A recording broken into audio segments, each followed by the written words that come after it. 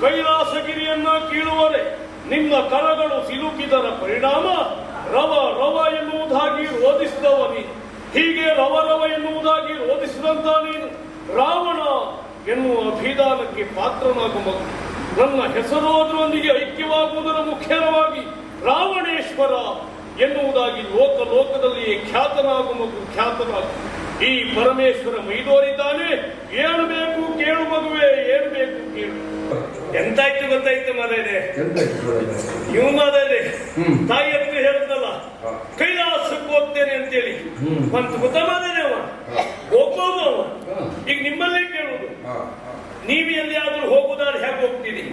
ನಾನು ಬೇರೆಯವ್ರ ಜೊತೆಗೆ ಹೋಗುದಾದ್ರೆ ಅವರ ವಾಹನದಲ್ಲೇ ಹೋಗ್ತೇನೆ.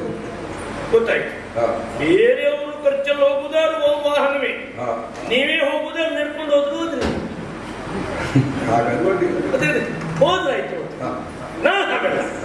ನಾನು ಎಲ್ಲಿಯಾದ್ರೂ ಹೋಗ್ಬೇಕು ಅಂತಾದ್ರೆ ನಾನು ಇಲ್ಲಿಯ ಮೇಲೆ ಹೋದ್ರು ಹೋದೆ. ಇಲ್ಲಿ ಮೇಲೆ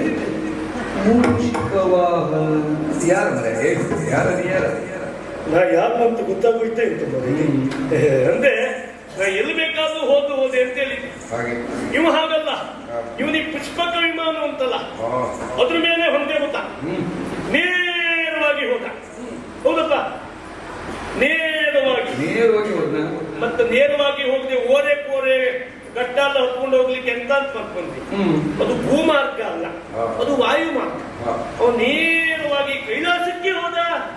ಕೈಲಾಸಕ್ಕೆ ಹೋಗ್ಬಿಟ್ಟ. ಹೌದೌದು. ಮತ್ತೆಲ್ಲೂ ಹೋಗ್ಲಿಲ್ವ? ಅವಂತ ನೀವು ಒಂದು ಮಾಡ್ಕೊಂಡ್ರ ಹೋಗ್ಬೇಕಾದ ಕಾರ್ಯಕ್ರಮಕ್ಕೆ ನಿಧಾನವಾಗಿ ಹೋಗುತ್ತಾ ಮಾರ್ಗದಲ್ಲಿ ಎಲ್ಲೂ ಉಪನಯನ ಮನೆ ಉಂಟು, ಎಲ್ಲೂ ಮದುವೆ ಮನೆ ಉಂಟು, ಅಲ್ಲೆಲ್ಲ ಒಂದು ಕಷಾಯ ಕುಡ್ಕೊಂಡು, ಇಲ್ಲಿ ಗಾನ ವೈವಿಧ್ಯ ಉಂಟು, ಒಂದು ಒಂದುಗಲಿ ಎಂತ ಅಂತ ನೋಡ್ಕೊಂಡು ಆಮೇಲೆ ಹೋಗ್ಬೇಕಾದ ಕಾರ್ಯಕ್ರಮಕ್ಕೆ ಹೋಗ್ಲಿಕ್ಕೆ ನೀವು ಅಂತ ನೋಡ್ಕೊಂಡ್ರ ನೇರವಾಗಿ ಕೈಲಾಸಕ್ಕೆ ಬೇಸರ ಮಾಡ್ಕೊಳ್ಬೇಡಿ ಸ್ವಾಮಿ. ಹಾಗೆ ಎಲ್ಲಾ ಕಡೆಯೂ ಹೋಗಿ ಬಂದು ಎಲ್ಲವರನ್ನು ಮಾತಾಡಿಸ್ತಾ ಇದ್ದದ್ರಿಂದಲೇ ನೀವು ಇವತ್ತು ಎಲ್ಲವರಿಗೂ ಬೇಕಾದವರಾಗಿ ಇದ್ದೀವಿ. ಅವರೊಬ್ಬ ಎಲ್ಲಾ ಕಡೆಯೂ ತಿರುಗಾಟ ಮಾಡಬೇಕು. ಆವಾಗ ಎಲ್ಲಾ ಕಡೆಯೂ ಸಲ್ಲುತ್ತಾರೆ ಅಂತ.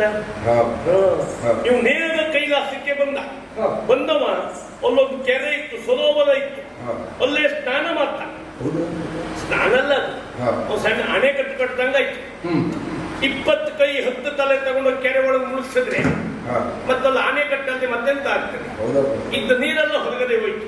ಅಲ್ಲಿ ಎಮ್ಮೆ ಗೊತ್ತು ಕೆರೆ ಒಳಗೆ ಬಿದ್ದಂಗಾಯ್ತು. ಮನೆ ಸ್ನಾನ ಮಾಡ್ಕೊಂಡು ಬಂದ್ಕೊಂಡು ಪರಮೇಶ್ವರನ ಕುರಿತಾಗಿ ತಪಸ್ಸನ್ನ ಶುರು ಮಾಡ್ತಾ. ನೀವು ಎಷ್ಟು ಹೊತ್ತು ತಪಸ್ಸು ಮಾಡಿದ್ರು ಪರಮೇಶ್ವರಲ್ಲಿ ಬದಲೇ ಇಲ್ಲ. ಇವನಿಗೆ ಸಿಟ್ಕೊಂಡು ಹೋಯ್ತಲ್ಲ ಮನೇನೆ.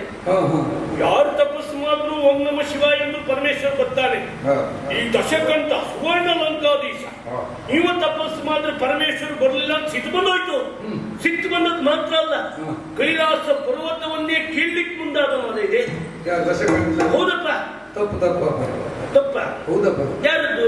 ದಶಕಂಠನೇ ತಪ್ಪು ಅಲ್ಲ, ಅದು ಪರಮೇಶ್ವರನ್ನೇ ತಪ್ಪು. ಇವ ಕರ್ದಾಗ ಅವ್ ಬರ್ದೇ ಇದ್ರೆ ಇವನ್ ತಪ್ಪಲ್ಲ, ಅದು ಅವನದೇ ತಪ್ಪು.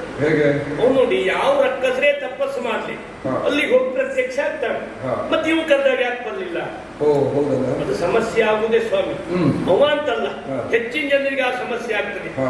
ಯಾರು ಕರೆದ್ರು ಎಲ್ಲಾ ಕಡೆ ಹೋಗ್ತಾರೆ ನೋಡಿ, ಎಲ್ಲೂ ಹೋಗುವುದು ಪಾಪ. ಎಲ್ಲೋ ಒಂದ್ ದಿವಸ ಯಾರೋ ಕರೆದಾಗ ಅವ್ರದ್ದಾದಂತ ವೈಯಕ್ತಿಕ ಸಮಸ್ಯೆಯಿಂದ ಅಲ್ಲಿ ಹೋಗ್ಲಿಕ್ಕೆ ಆಗದೆ ಇದ್ರೆ ಆ ಕರೆದವ್ರು ಹೇಳುದೆಂತ ನೋಡು, ಇವ ಎಲ್ಲಾ ಕಡೆಯೂ ಹೋಗ್ತಾನೆ, ನಾ ಕರೆದಾಗ ಮಾತ್ರ ಯಾಕೆ ಬರ್ಲಿಲ್ಲ? ಬಹುಶಃ ನಾನು ಕೊಡುವ ಗೌರವದಲ್ಲಿ ಇವನಿಗೆ ಕಡಿಮೆ ಆಯ್ತು ಏನು? ಅದೆಂತ ಗೌರವದ ಹಾಗೆ ಗೌರವದಲ್ಲಿ ಹಾಗಾಗಿ ಬರ್ಲಿಲ್ಲ ಅಂತ ತಿಳ್ಕೊಂಡಿದ್ರೆ ವೈಯಕ್ತಿಕ ಸಮಸ್ಯೆ ಅನ್ನೋದು ಗೊತ್ತಾಗಲೇ ಇಲ್ಲ. ಇಲ್ಲಾದದ್ದು ಹಾಗೆ ಸ್ವಾಮಿ. ಅದು ಮಾತ್ರ ನೀವು ಕೈಲಾಸವನ್ನೇ ಕೀಲಿಕ್ಕೆ ಮುಂದಾದ ಪಾಪ ಈಶ್ವರನಿಗೆ ಅಂತ ಗೊತ್ತುಂಟ. ಈ ದಶಗಂಟೆಯನ್ನು ಬರ್ತಾನೆ ತಾನಲ್ಲಿ ಹೋಗ್ಬೇಕು ಅಂತ ಕನ್ಸ್ಬಿಟ್ಟಿದ್ಯಾ? ಪಾಪ ಅವನಿಗೂ ಒಂದಾದ ಒಂದು ವೈಯಕ್ತಿಕ ಸಮಸ್ಯೆ ಇಲ್ವಾ? ಪರಮೇಶ್ವರನಿಗೂ ವೈಯಕ್ತಿಕ ಉಂಟ ಮಾದೇನೆ. ದೇವರಾದ್ರೂ ಅವನಿಗೂ ಸಂಸಾರ ಉಂಟು ಸ್ವಾಮಿ. ಅಯ್ಯೋ, ಅವನು ಸಂಸಾರ ಅಂದ್ರೆ ಎಂತ ಸಂಸಾರ, ದೊಡ್ಡ ಹರಗಣ. ಅದು ಹರಗಣ ಅಲ್ವಾ? ಹರನಗಣ. ಅದೇ ಅದು ಇರುವಾಗಿ ಇದ್ರೆ ಹರನಗಣ, ಹೆಚ್ಚು ಕಡಿಮೆ ಆಗಿದ್ರೆ ಹರಗಣವೇ ಅದು. ಅಂತದ್ದು ಉಂಟು ಅಲ್ಲಿ. ಹೌದಪ್ಪ, ಅವನು ವೈಯಕ್ತಿಕ ಸಮಸ್ಯೆ ಇರುವುದಿಲ್ವಾ? ಅದರಲ್ಲೂ ಕೈಲಾಸ ಲೋಕ ಅಂದ್ರೆ ಎಂತ? ಕೈಲಾಸ ಲೋಕ ಅಂದ್ರೆ ಒಂದು ಸಣ್ಣ ಪ್ರಾಣಿ ಸಂಗ್ರಹಾಲಯ ಇದ್ದಾಗೆ ಉಂಟು. ಹೌದಪ್ಪ, ನೋಡಿ ಅಲ್ಲಿ ಒಂದೆರಡಿಲ್ಲ ಪ್ರಾಣಿಗಳು. ಅಲ್ಲಿ ಉಂಟು, ಹಾ. ಹಾವುಂಟು, ಹಾ. ಆಮೇಲೆ ನವಿಲು. ನವಿಲುಂಟು, ಹಾ. ಆಮೇಲೆ ಸಿಂಹ ಉಂಟು, ಹಾ. ಆಮೇಲೆ ನಂದಿ ಉಂಟು. ಎತ್ತು. ನಂದಿ ಅಂದ್ರೆ ಬಸವ ಎತ್ತು, ಹಾ. ಅದೆಲ್ಲ ಉಂಟು. ಹಾ. ಆ ನಂದಿಯನ್ನು ಓಡಿಸುವವೇ ಅದು ಹಾ. ಈ ಈಶ್ವರನೇ. ಹೌದಾ? ನಂದಿ ವಾಹನ ಅವ. ಹಾ. ಆ ಬಸವನ ಮೈ ತೊಳೆಯುವುದು ಅವನೇ, ಹಾ. ಆ ಬಸವನಿಗೆ ಸೊಪ್ಪು ತರುವುದು ಅವನೇ, ಹಾ. ಸಗಣಿ ತೆಗೆಯುವುದು ಅವನೇ, ಹಾ. ಆ ಬಸವ ನಂದಿಗೆ ಹುಲ್ ತರುವುದು ಅವನಿಗೆ ಗೊತ್ತುಂಟ. ಎಲ್ಲದೂ ಅವನೇ ಮಾಡ್ಬೇಕಾ? ಹೌದೌದು. ಅದೆಲ್ಲ ಬೇರೆ ಬೇರೆ ಕೆಲಸಕ್ಕೆ ಬೇರೆ ಬೇರೆ ಜನ ಇಟ್ಕೊಳ್ಳಿಲ್ವಮ್ಮ? ಒಂದೊಂದು ಕೆಲಸಕ್ಕೆ ಒಂದೊಂದು ಜನ ಹಾಕೊಳ್ಳುದ? ಮತ್ತೆ ಎಂತ ಮಾತಾಡ್ತೀವಿ ಭಾಗವತ್ರಿ? ಹಾ. ಒಂದೊಂದು ಕೆಲಸಕ್ಕೆ ಒಂದೊಂದು ಜನ ಹಾಕೊಂಡ್ರೆ ಈಗ ಪೂರೈಸುವುದಿಲ್ಲ ಭಾಗವತ್ರಿ. ಹಾ. ಎಲ್ಲಾ ಕೆಲಸವನ್ನು ಒಬ್ಬನೇ ಮಾಡಬೇಕು. ಹಾ. ಅದನ್ನೇ ಏಕ ವ್ಯಕ್ತಿ ಅಂತ ಹೇಳುದು. ಹಾ. ಅವಾಗ ಏನಾದ್ರೂ ಪೂರೈಸುವುದು ಭಾಗವತ್ರಿ. ಹಾ, ಹಾ, ಹಾ. ಅದು ಅವನಿಗೆ ಮೊದಲೇ ಗೊತ್ತು. ಹಾ. ಹಾಗಾಗಿ ಒಂದೇ ಏಕ ವ್ಯಕ್ತಿ ಶುರುವಾಗಿ ಗೊತ್ತಿತ್ತು. ಹಾ. ಒಬ್ಬನೇ. ಹಾ. ನೋಡಿ ಪಾಪ, ಹಾ. ಒಮ್ಮೆಲ್ಲಾದ್ರೂ ಅಷ್ಟೊತ್ತಿಗೆ ಈ ಬಸವನಿಗೆ ಹುಲ್ ತರ್ಲಿಕ್ಕೆ ಹೊರಟಿದ್ದ ಅಂತ ಇಟ್ಕೊಳ್ಳಿ, ಹಾ. ಕತ್ತಿ ಹಿಡ್ಕೊಂಡು ಹಾ. ಈ ದಶಗಂಟ ಕರ್ದ ಅಂತೇಳಿ ಕತ್ತಿ ಹಿಡ್ಕೊಂಡೇ ಬರುದಾ? ಆಹಾ. ಬರುದು ದೊಡ್ಡದಲ್ಲ. ಹಾ. ಬಂದ್ರೆ ಹಾ. ಪುಣ್ಯಾತ್ಮನಿ ಈಶ್ವರನೇ ಅಲ್ಲ ಅಂದ್ಬಿಟ್ರೆ, ಹಾ. ಅಂದ್ರೆ ಈಶ್ವರ ಒಂದು ತ್ರಿಶೂಲವನ್ನಾದ್ರೂ ಹಿಡ್ಕೊಂಡು ಬರ್ತಾನೆ ಇನ್ನು ಕಲ್ಪನೆ. ಹಾ. ನೀವು ಕತ್ತಿ ಹಿಡ್ಕೊಂಡು ಬಂದ್ರೆ ಹಾ. ಅದು ಒಂದು ಮದ ಇದೆ. ಹಾ. ಆ ಸಂದರ್ಭದಲ್ಲೂ ಈಶ್ವರ ಒಂದು ಬುದ್ಧಿವಂತಿಗೆ ಮಾತಾಡಬಹುದು. ಏನು? ಭಕ್ತ ಶ್ರೇಷ್ಠ, ಹಾ. ಬಂದವ ನಾನು ಈಶ್ವರನೇ ಇದ್ದೇನೆ. ಹಾ. ಆದ್ರೆ ಕತ್ತಿ ಹಿಡ್ಕೊಂಡು ಬಂದದ್ದು ಯಾಕೆ ಅಂದ್ರೆ, ಯಾಕೆ? ನಂದಿಗೆ ಹುಲ್ತರ್ಲಿಕ್ಕೆ ಹೊರಟದಿಂದ ಕತ್ತಿ ಹಿಡ್ಕೊಂಡು ಬಂದದ್ದೇ ಬಿಟ್ರೆ, ಹಾ. ಅಲ್ಲಿ ಪೆಟ್ಟಿಗೆಯಲ್ಲಿ ತ್ರಿಶೂಲ ಇಲ್ಲದೆ ಕತ್ತಿ ಹಿಡ್ಕೊಂಡು ಬಂದದ್ದಲ್ಲ ಹೇಳ್ಬೋದು. ತ್ರಿಶೂಲ ಪೆಟ್ಟಿಗೆಯಲ್ಲಿ ಇರ್ತದೆಯಾ? ಮತ್ತೆ ಹಾ. ಕೈಲೇ ಇರ್ಬೇಕಾ? ಮತ್ತೆ? ಅಂತ ಈಶ್ವರ ಎಷ್ಟೊತ್ತಿಗೂ ಕೈ ಹಿಡ್ಕೊಂಡೇ ಓಡಾಡುದ. ಹಾ. ಅದು ರಾತ್ರಿ ನಿದ್ದೆ ಮಾಡುವತ್ತಿಗೂ ಕೈ ಹಿಡ್ಕೊಂಡೇ ತಿರುಗುದವ. ಹ್ಮ್. ಹಾಗಲ್ಲ ಅದು ಹೇಳ್ಬೋದು ಹಾಗೆ ಅಂತೇಳಿ. ಹಾ, ಹಾ, ಹಾ. ನೋಡಿ ಆ ರೀತಿ ಇರ್ತಾನೆ. ಹಾ. ಪಾಪ ಬರ್ಲಿಕ್ಕೆ ಆಗ್ತದ? ಆಹಾ. ಅದ್ರಲ್ಲೂ ಈಶ್ವರ ಅಂದ್ರೆ ಯಾರು? ಯಾರು? ಈಶ್ವರ ಅಂದ್ರೆ ಅರ್ಧನಾರೀಶ್ವರ. ಅರ್ಧನಾರೀಶ್ವರ. ಅರ್ಧನಾರೀಶ್ವರ ಅಂದ್ರೆ ಏನು? ಹೆಂಡತಿಗೆ ತನ್ನ ಶರೀರದ ಅರ್ಧವನ್ನೇ ಬಿಟ್ಟು ಕೊಟ್ಟವನು. ಗಂಡ ಹೆಂಡತಿಗಳಿಗೂ ಕಷ್ಟ ಸುಖದಲ್ಲೂ ಸಮಭಾಗಿಗಳು ಅಂತ ಲೆಕ್ಕ. ಹಾ. ಸುಖದಲ್ಲಂತೂ ಆಯ್ತಲ್ಲ, ಹಾ. ಕಷ್ಟದಲ್ಲಿ ಅಂದ್ರೆ ಅಂದ್ರೆ ಒಂದ್ ದಿವ್ಸ ಹೆಂಡತಿ ಕೆಲಸ ಮಾಡಿದ್ರೆ ಮತ್ತೊಂದ್ ದಿವ್ಸ ಗಂಡನ ಕೆಲಸ ಮಾಡ್ಬೇಕು. ಹಾ. ನೋಡಿ, ಒಂದ್ ದಿವ್ಸ ಹೆಂಡತಿ ಪಾತ್ರೆ ತೊಳೆದ್ರೆ ಹಾ. ಮತ್ತೊಂದ್ ದಿವ್ಸ ಗಂಡ ಪಾತ್ರೆ ತೊಳಿಬೇಕು. ಹಾ. ಒಂದ್ ದಿವ್ಸ ಹೆಂಡತಿ ಕಸ ಗುಡಿಸಿದ್ರೆ ಹಾ. ಮತ್ತೊಂದ್ ದಿವ್ಸ ಗಂಡ ಕಸ ಗುಡಿಸೋದು. ಹಾ, ಹಾ. ಒಂದ್ ದಿವ್ಸ ಹೆಂಡತಿ ಸಾರಿಸಿದ್ರೆ ಮತ್ತೊಂದ್ ದಿವ್ಸ ಗಂಡ ಸಾರಿಸೋದು. ಹಾ, ಇದೆ. ಒಂದ್ ದಿವ್ಸ ಹೆಂಡತಿ ಬಟ್ಟೆ ತೊಳೆದ್ರೆ ಹಾ. ಮತ್ತೊಂದ್ ದಿವ್ಸ ಗಂಡ ಬಟ್ಟೆ ತೊಳೆಯುದು. ಹೌದಾ? ಇದು ಅಂದ್ರೆ ಅಮ್ಮವ್ರ ಗಂಡ ಈ ಕೆಲಸ ಮಾಡಿದ್ರೆ ಅಮ್ಮವ್ರ ಗಂಡ ಅಲ್ಲ. ಹಾ. ಹಾಗೆ ಕೆಲಸ ಮಾಡುವರೆಲ್ಲ ಅರ್ಧನಾರೀಶ್ವರರು, ಹಾ. ಈಶ್ವರನಿಗೆ ಸಮಾನ. ಹಾ. ಯಾವ ಗಂಡಸ್ರೇ ನೀವು ಮನೆಯಲ್ಲಿ ನಾಳಿಂದ ಹೆಚ್ಚಿಗೆ ಕೆಲಸ ಮಾಡಿ, ಹಾ. ಹಾಗೆ ಕೆಲಸ ಮಾಡಿದ್ರೆ ನೀವು ಈಶ್ವರ ಆಗುತ್ತೀರಿ, ಹಾ. ಅರ್ಧನಾರೀಶ್ವರ ಆಗ್ತೀರಿ, ಹಾ. ತಲೆಬಿಸಿ ಮಾಡ್ಕೊಂಡಿರಿ. ಹಾ. ಆದದ್ದು ಹಾಗೆ ಸ್ವಾಮಿ. ಹಾ. ಎಲ್ಲರೂ ಎಂದು ಕೆಲಸ ಮಾಡ್ತಾ ಇದ್ದಾರೆ ತಿಳ್ಕೊಲ್ವ? ಹಾ. ಅದು ಅವ್ನ ಸುದ್ದಿ ಅಂದ್ರೆ ಗೊತ್ತಾಗುದಿಲ್ಲ. ಹಾ. ನಿಮ್ಮೇ ಉದಾಹರಣೆ ತಗೊಳ್ಳುವ. ಮತ್ತೆ ನಂದೇ ಸುದ್ದಿ. ಏಕ ವ್ಯಕ್ತಿ ಹಿಂದೆ ಸುದ್ದಿ. ಹಾ. ನೀವೆಲ್ಲೋ ಮನೆಯಲ್ಲಿ ಕಸ ಗುಡಿಸ್ತಾ ಇದ್ರಿ ಅಂತ ತಿಳ್ಕೊಳ್ವ. ಹಾ. ಮನೆಯಲ್ಲಿ ಹಾ. ಕಸ ಕಸ ಗುಡಿಸಿದ? ಯಾರು? ನಾನು ಕಸ ಗುಡಿಸಿದ. ನೀವು ಕಸ ಗುಡಿಸುವುದ? ಹಾ. ಮತ್ತೊಂದಿಷ್ಟು ಕಸ ಮಾಡಿ ಬರುವುದು ಬಿಟ್ಟರೆ ಕಸ ಗುಡಿಸುವುದ ನೀವು? ಮತ್ತಿಗೆ ಹಾ. ಹಾಗೆ ಕಸ ಗುಡಿಸ್ತಾ ಇರುವತ್ತಿಗೆ ಹಾ. ಯಾರೋ ನಿಮ್ಮ ಒಬ್ಬ ಅಭಿಮಾನಿ ಬಂದುಕೊಂಡು ಹೋಯ್ ಭಾಗವತ್ರಿ ಅಂತ ಹೊರಗಡೆ ಕರೆದ ಅಂತಿಟ್ಕೊಳ್ಳಿ. ಹಾ. ನೀವು ಕಸ ಗುಡಿಸುವ ಹಿಡಿಯನ್ನು ಹಿಡ್ಕೊಂಡೆ ಹೊರಗೆ ಹೋಗ್ಲಿಕ್ಕೆ ಆಗ್ತದ? ಹ್ಮ್. ಹೋದ್ರು ಹೋಗು ಮರ್ಯಾದೆ ನಿಮ್ಮದು. ಹೌದಪ್ಪ. ಯಾಕೆಂದ್ರೆ ನಿಮ್ಮನ್ನ ಕರೀಲಿಕ್ಕೆ ಬಂದವ ಹಾ. ಏನೋ ಒಂದು ಕಲ್ಪನೆಯಲ್ಲಿ ಬಂದಿರ್ತಾರೆ. ಹಾ. ನಾನು ನೋಡ್ಲಿಕ್ಕೆ ಬಂದಂತ ಭಾಗವತರು ಅಂದ್ರೆ ಹಾ. ಒಳ್ಳೆ ಬಿಳೆ ಅಂಗಿ ಹಾಕೊಂಡು ಹಾ. ಜರಿ ಶಾಲನ್ನ ಹೊತ್ಕೊಂಡು, ಮನೆಯಲ್ಲೂ ಶಾಲು ಹೊತ್ಕೊಳ್ಳೋದ? ಮತ್ ಮನೇಲಿ ಇದ್ದವರಿಗೆ ಭಾಗವತರು ಗೊತ್ತಾಗೋದು ಬೇಡವಾ? ಹಾ. ಈ ಹೊರಗಡೆ ಇದ್ದವರಿಗಂತೂ ಹೇಗೆ ಇವ್ರು ಭಾಗವತರು ಗೊತ್ತುಂಟು. ಹಾ. ಮನೇಲಿ ಭಾಗವತರು ಅಂತ ಗೊತ್ತಾಗ್ಲಿಕ್ಕೆ ಶಾಲು ಅದೇವನೇ ಮತ್ತೆ ಅಲ್ಲೂ ಪದ್ಯ ಹೇಳಿದ್ರೆ ಅಲ್ಲಿ ಜೋರ್ ಮಾಡ್ತಾರೆ ಅವರು. ಹಾ. ಅವ್ರು ತುಂಬಾ ರಗಡೆ ಮಾಡ್ತಾರೆ. ಇನ್ನು ಮನೇಲಿ ಬಂದ್ಕೊಂಡು ಮತ್ತೆ ಪದ್ಯ ಹೇಳ್ತಾರೆ. ನೀವು ಒಂದು ಜೋರ್ ಮಾಡ್ತಾರೆ. ಹಾಗೆ ಇಟ್ಕೊಂಡು ಅನ್ನೋ ಅವನ ಕಲ್ಪನೆ. ಹಾಗೆ. ಆ ರೀತಿ ಹೊತ್ಕೊಂಡು ಏನೋ ಒಂದು ತಾಳ ಅಭ್ಯಾಸ ಮಾಡ್ತಾ ಇರ್ತೀರಿ. ಹಾ. ತಾಳ ಅಭ್ಯಾಸ ಹಾ. ಅದು ಹೇಗೆ? ಹೇಗೆ? ತಾ ಕಿಟ್ಟ ತಕ್ಕ ತರ್ರಿ ಕಿಟ್ಟ ತಟ್ಟಿಕಾಯಿ ಪಟ್ಟ ಕೌಳು ಸಂಚಿಯಲ್ಲಿಟ್ಟ ಮಂಚಿ ತಡಿ ಕುಡುತ್ತಿದ್ದ. ಇದರಿಂದ ತಾ ಕಿಟ್ಟ ತಕ್ಕ ತರ್ರಿ ಕಿಟ್ಟ ತಟ್ಟಿಕಾಯಿ ಪಟ್ಟ ಕೌಳು ಸಂಚಿಯಲ್ಲಿಟ್ಟ ಮಂಚಿ ಹಾಗಲ್ವಾ?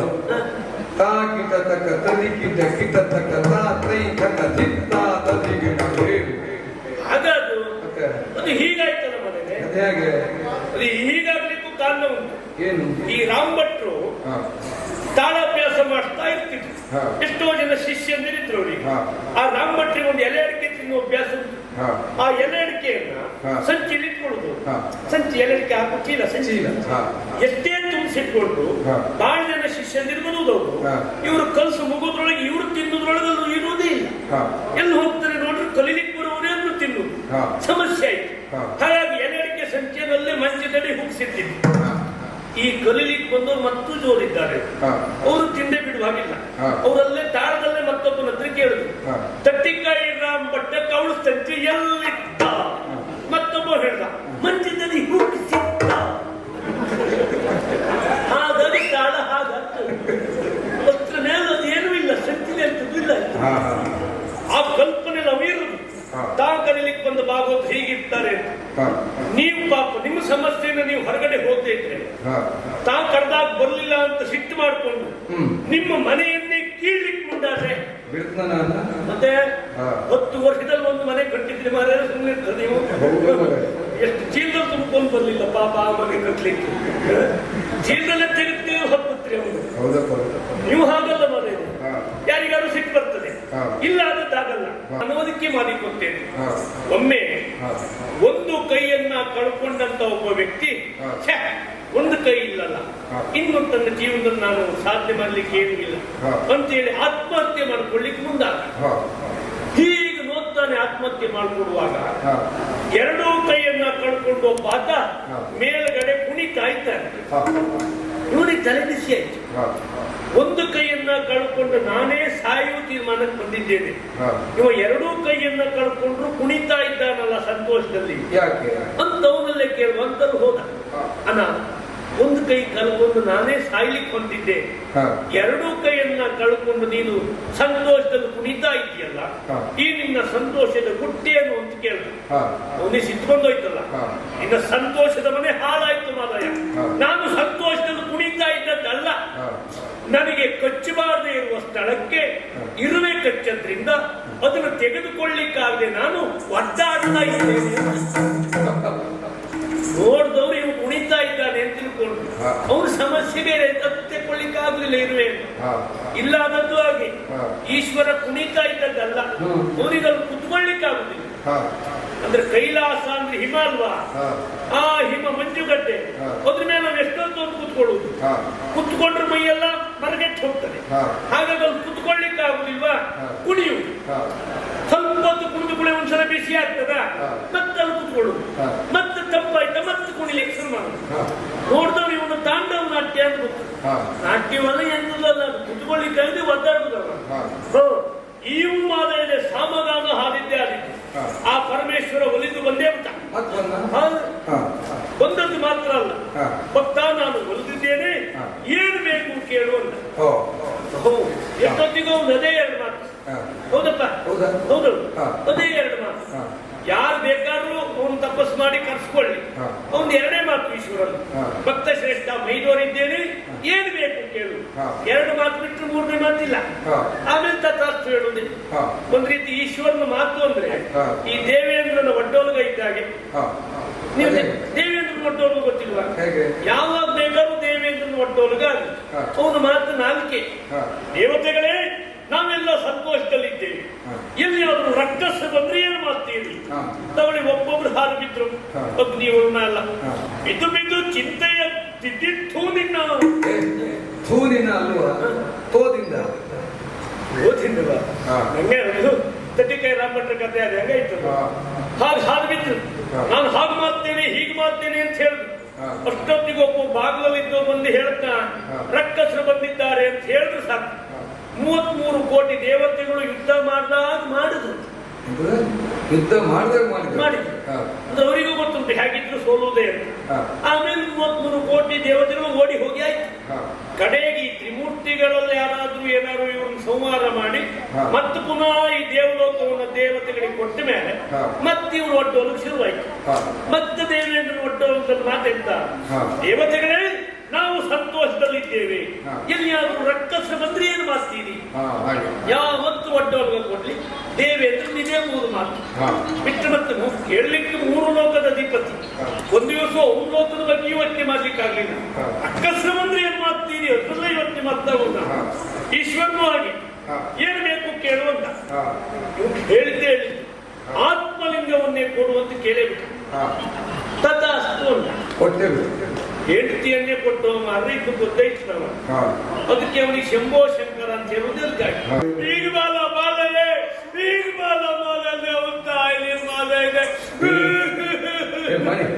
ಮಣಿ ಎಂತ ಆಯ್ತು ಎಂತ ಆಯ್ತಾ ಎಂತ ಆಯ್ತು ನನಗೆ ಯಾರು ಹೊಡೆದ್ರು ಯಾಕಾಗ ಹೊಡೆದ್ರು ಅದನ್ನೇ ನಾ ಇಷ್ಟೊತ್ತು ಹೇಳಿದ್ದು ಸ್ವಾಮಿ ಮತ್ತೆ ಎಂತ ಆಯ್ತಾ ಆಗುವುದೆಲ್ಲ ಆಗಿ ಹೋಯ್ತು ಇನ್ನೆಂತ ಆಗ್ಲಿಕ್ಕೆ ಉಂಟು ಕೊತ್ತ ಮಾದನ ರಾವಣ ನಾ ಎಷ್ಟೊತ್ತು ಇಟ್ಕೊಂಡಿರೋದು ನಾ ಕೆಳಗಿದ್ದದ್ದು ಹೌದು ಆತ್ಮಲಿಂಗ ಅದಕ್ಕೆ ಬೇರೆ ಬೇರೆಸ್ಕೊಂಡು ಹೊತ್ತೆ ಬಿಟ್ಟ ಮನೆಗೆ ಹೌದಪ್ಪ ಅಲ್ಲ ನಾನು ಹಾಗಿಡ್ಲಿಕ್ಕೂ ಕಾರಣ ಉಂಟು ಅದೇ ಸುಮ್ಮನೆ ಇದ್ದದಲ್ಲ ಅದು ಈ ರಾವಣ ಆತ್ಮಲಿಂಗ ತಗೊಂಡು ಹೊರತ ಮೇಲೆ ಈ ಪಾರ್ವತಿ ಗಣಪತಿಯನ್ನು ಹೋಗಿ ಹೇಳಿದ್ರು ಈ ರಾವಣ ಏನಾದ್ರು ಲಂಕೆಗೆ ಆತ್ಮಲಿಂಗ ತಗೊಂಡು ಹೋದ್ರೆ ಲಂಕೆಯ ಕೈಲಾಸ ಆಗಿ ಹೋಗ್ತದೆ ಹೇಗಾದ್ರೂ ತಪ್ಪಿಸುವಂತೇಳಿ ಗಣಪತಿ ಆಯ್ತು ಅಂತ ಹೇಳ್ದ ಗಣಪತಿ ಆಯ್ತು ಅಂತ ಹೇಳಿದ್ದಕ್ಕಾಗಿ ನಾನು ಈ ಆತ್ಮಲಿಂಗ ಕೆಳಗಿದ್ದೆ ಪಾರ್ವತಿ ಗಣಪತಿಯಲ್ಲಿ ಹೇಳುವುದಕ್ಕೂ ನೀನು ಆತ್ಮಲಿಂಗ ಭೂಮಿ ಮೇಲೆ ಇರುವುದಕ್ಕೂ ಎಂತ ಒಂದಕ್ಕೊಂದು ಸಂಬಂಧ ಏನು ಅಧಿಕ ಪ್ರಸಂಗ ಮಾಡಿದೆ ನಾನು ಕೆಟ್ಟ ಅಧಿಕ ಪ್ರಸಂಗ ಅಧಿಕ ಪ್ರಸಂಗತನ ಮಾಡ್ದೆ ಈಗ ಮತ್ತೆ ಅಲ್ಲ ನಂಗೆ ಸಣ್ಣ ಅನುಮಾನ ಉಂಟು ನಾಳೆ ಯಾರಾದ್ರೂ ಹೀಗೆ ಹೇಳ್ತಾರ ಏನು ಅನ್ನೋ ಅನುಮಾನ ಉಂಟು ಈ ಮಾಣಿ ಯಾಕೆ ಬೇಕಿತ್ತಿದಲ್ಲ ನೀವು ಏನೋ ಮಾಡ್ತೇನೆ ಹೇಳಿ ಏನೋ ಮಾಡ್ತಾ ಇದ್ದ ಅಧಿಕ ಪ್ರಸಂಗ ಮಾಡ್ತಾ ಯಾರಾದ್ರೂ ಹೇಳಿದ್ರೆ ಹೇಳ್ಬಹುದು ಸತ್ಯ ಹೇಳ್ತೇನೆ ನಾನು ಅಧಿಕ ಪ್ರಸಂಗತನ ಮಾಡಿದ್ದಲ್ಲ ಪ್ರಸಂಗದೊಳಗೆ ಏನಾದ್ರು ಅಧಿಕ ಮಾಡ್ಲಿಕ್ಕೆ ಆಗ್ತದಂತ ಇಷ್ಟೊತ್ತು ಒದ್ದಾದಿದ್ದು ಸ್ವಾಮಿ ಒದ್ದಾದಿದ್ದು ಹೌದೌದು ಹಾಗಂತ ಹೀಗೆ ಮಾಡಿದ್ ಯಾಕೆ